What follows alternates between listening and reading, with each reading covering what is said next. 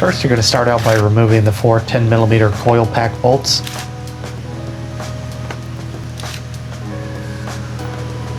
Now you'll actually remove the 4 coil packs themselves and set them aside.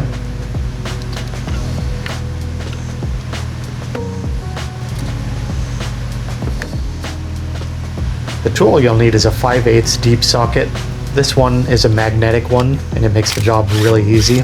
I'll have the link in the description down below. Next, you'll use that 5/8 socket to remove the spark plugs.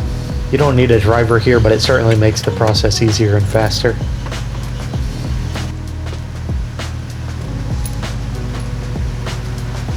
This is what my spark plugs look like after about 75,000 miles of usage. The spark plugs you'll need are the LFR 5AIX-11 Iridium plugs by NGK or Denso. Next is the important procedure of gapping your spark plugs.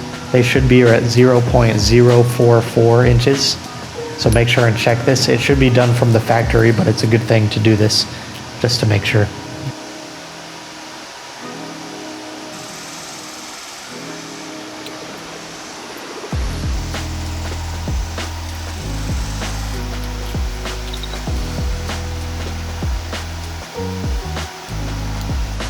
Next, we'll just thread back in the spark plugs into each cylinder. At least with NGK, they have what's called a trivalent bond coating, so this prevents any kind of seizing or corrosion. So with these, you don't need to use any kind of anti-seize. Next, we'll torque the spark plugs to 13 foot-pounds. Not completely necessary, but a good thing to check.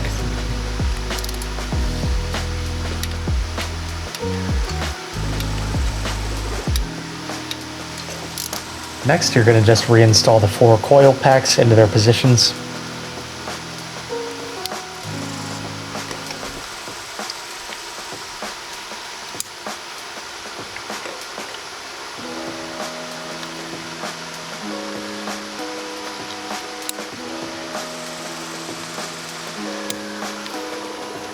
Next, you'll reinstall the 4 10mm coil pack bolts.